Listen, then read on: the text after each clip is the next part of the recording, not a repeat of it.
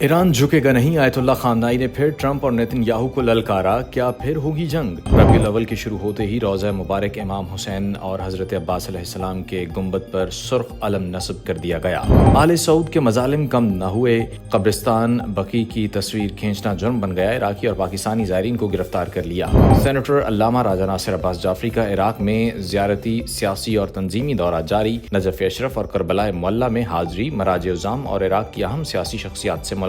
آیت اللہ حافظ بشیر حسین نجفی، عراقی وزیر اعظم سید محمد سودانی، سید عمار الحکیم، سابق عراقی وزیر اعظم عادل عبد المہدی اور ڈپٹی اسپیکر جناب محسن المندلاوی سے ملاقات، باہمی دلچسپی کے امور پر تبادلہ خیال، زائرین کے مسائل کو ہنگامی بنیادوں پر حل کرنے کا مطالبہ۔ المصطفیٰ لائرز فورم کے وفد کے ہمراہ صوبائی سیکریٹریٹ آمد، علامہ سید احمد اقبال رضوی سے ملاقات، ملی و قومی امور پر تفصیلی تبادلہ خیال۔ اور اب ان خبروں کی تفصیل۔ رہبر معظم سید علی خامنائی نے ایک بار پھر امریکی صدر ڈونلڈ ٹرمپ اور اسرائیلی وزیر اعظم نیتن یاہو کو للکارا ہے، واضح الفاظ میں کہا ہے کہ تہران کسی بھی حالت میں امریکی دباؤ کے سامنے نہیں جھکے گا۔ لوگ امریکہ سے براہ راست مذاکرات کے حامی ہیں، وہ صرف سطحی باتوں کو دیکھ رہے ہیں، جبکہ اصل مسئلہ بہت گہرا اور حل طلب ہے۔ انہوں نے کہا کہ دشمن اچھی طرح جان چکے ہیں کہ ایران کو جنگ کے ذریعے شکست نہیں دی جا سکتی، اس لیے وہ اب اختلافات پیدا کرنے کی کوشش میں ہیں۔ رہبر معظم نے کہا ہے کہ ایران کی تاریخ باعظمت اور پروقار ہے، اس قوم سے امریکہ توقع رکھتا ہے کہ اس کی تابعدار بن جائے، اس دشمنی کا اصل راز یہی ہے۔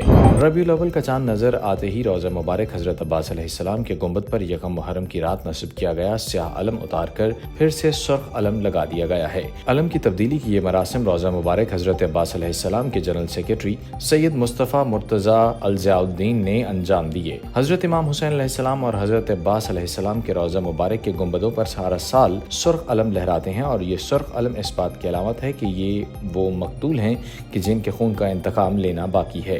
آل سعود کے مظالم کم نہ ہوئے، قبرستان بقیع کی تصویر کھینچنا جرم بن گیا، عراقی اور پاکستانی زائرین کو گرفتار کر لیا۔ سعودی حکام نے نوجوان عراقی زائرین کو، جن میں بعض طلباء بھی شامل تھے، قبور عامہ بقیہ علیہ السلام کی تصویر کھینچنے اور مقامتی محاذ کے رہنماؤں بالخصوص شہید سید حسن، ابو مہدی المہندس اور حاج قاسم کی تصاویر دکھانے کے جرم میں گرفتار کر لیا ہے۔ گزشتہ سال پاکستان کے ایک شہری کو بھی جنت البقیع کی ویڈیو بنانے کے جرم میں تشدد کا نشانہ بنایا اور ایک پاکستانی کو آیت اللہ خامنائی کی تصویر دکھانے کے جرم میں تشدد کا نشانہ بنایا گیا تھا۔ کوئٹہ کے امام جمعہ کئی ماہ سے پابند سلاسل ہیں۔ سینیٹر علامہ راجہ ناصر عباس جعفری کا عراق میں زیارتی، سیاسی اور تنظیمی دورہ جاری، انہوں نے نجف اشرف اور کربلا معلیٰ میں حاضری دی اور ملک عزیز کے لیے خصوصی دعائیں کیں۔ دورے کے دوران انہوں نے مراجع عظام اور عراق کی اہم سیاسی شخصیات سے ملاقات کی۔ نجف میں آیت اللہ حافظ بشیر حسین نجفی سے، بغداد میں عراقی وزیر اعظم سید محمد سودانی، سید عمار الحکیم، سابق عراقی وزیر اعظم عادل عبد المہدی اور